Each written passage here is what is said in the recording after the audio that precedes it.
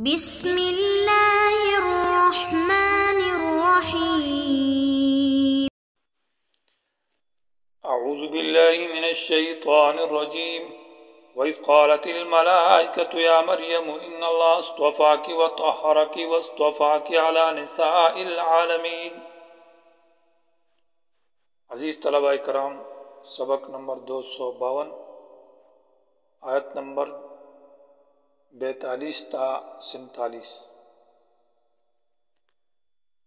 سبق کا عنوان ہے حالات مریم کا بیان، جس میں مقصد رد ہے یہود اور نصارہ کے اوپر۔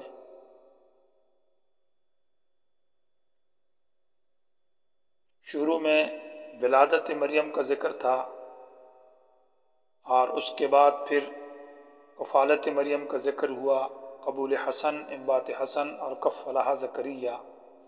پھر کرامت مریم کا ذکر تھا، قالت هو من عند اللہ ان اللہ یرزق من یشاء بغیر حساب۔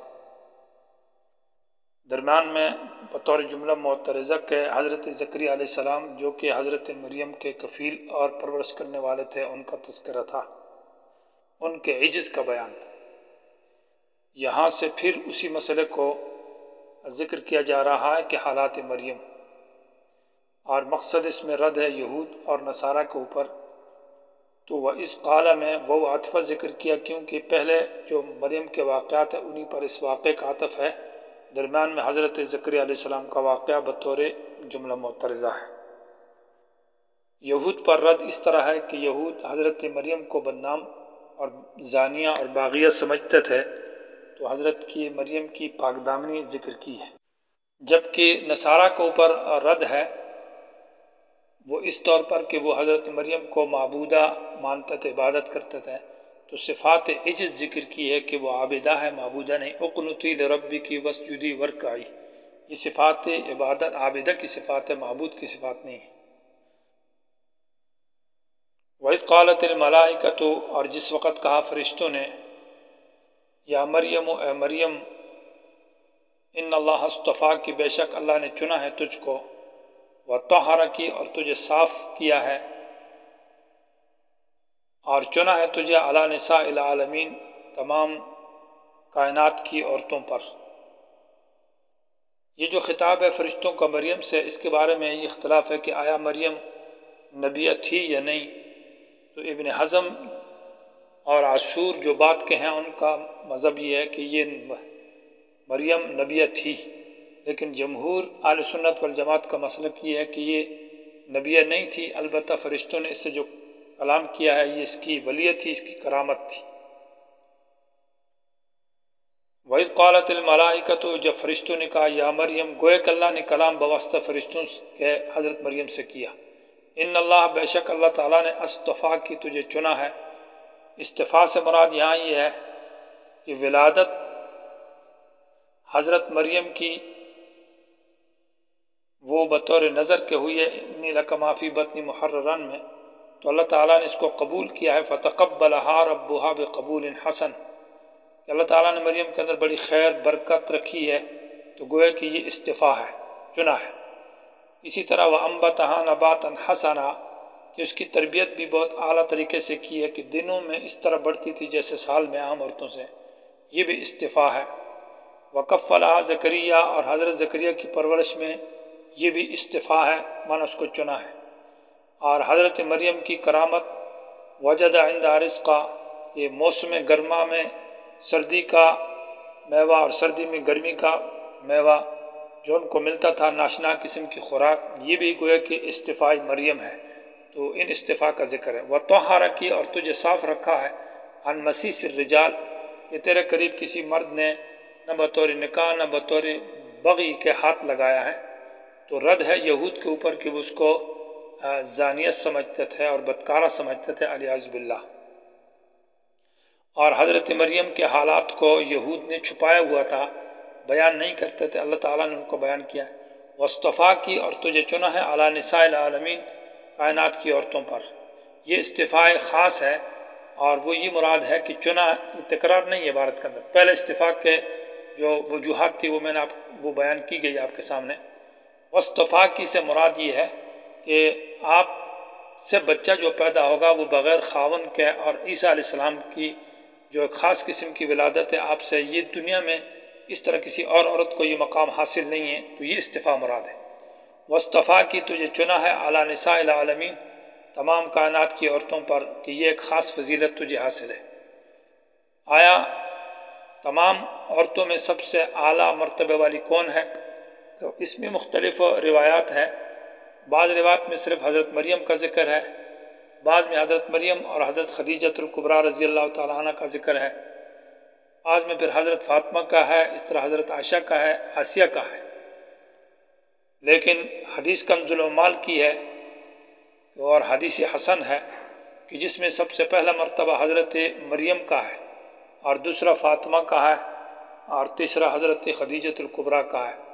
یہ ترتیب ذکر کی ہے، لیکن یہ ہے کہ اصل بات جو عام جمہور علماء کے ہیں کہ ہر ایک کی جو اپنے اپنے مقام کی فضیلت ہے وہ اس کے ساتھ خاص ہے، کسی کو کس حیثیت سے اور کسی کو کس حیثیت سے۔ تو یہ معنی مراد ہے وَاصْطَفَاكِ عَلَى نِسَاءِ الْعَالَمِينَ۔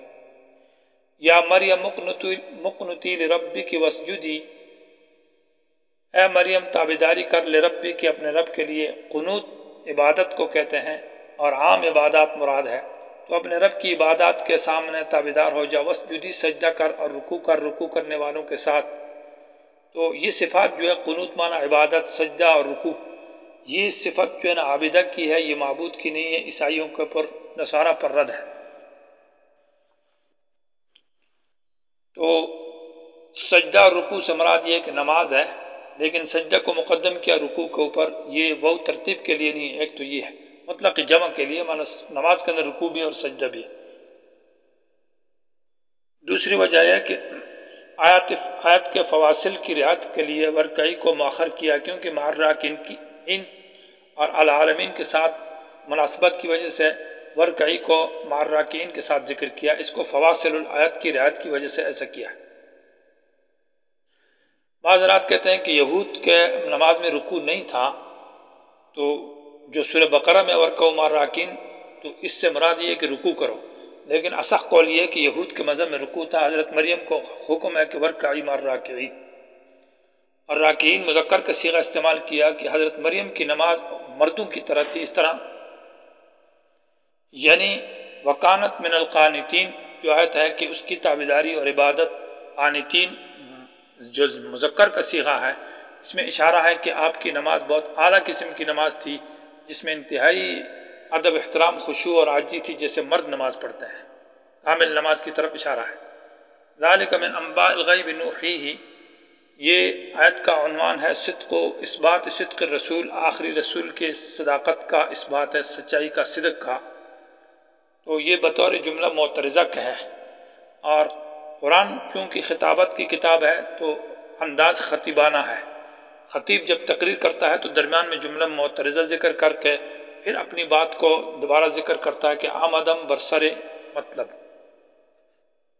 تو یہ ماقبل میں جو واقعات ذکر کیے گئے ہیں، یہ آپ صلی اللہ علیہ وسلم ان واقعات کے وقت موجود نہیں تھے، اور پھر بھی وہ واقعات بالکل صحیح بیان کیے گئے ہیں، کسی استاد سے پڑھا نہیں، کسی مدرسے اور کالج میں نہیں پڑھا، اور واقعات بالکل درست بتا رہے ہیں۔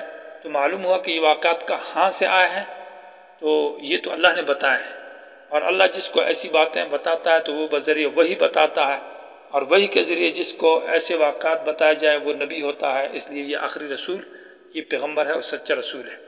ذالک یہ مذکورہ واقعات کی طرف اشارہ ہے، اور المذکور کی تعویل میں یہ مذکور میں جو واقعات ہے زکریا کا، حضرت مریم کے جو واقعات ہیں، من انباء الغیب، یہ غیب کی خبریں ہیں۔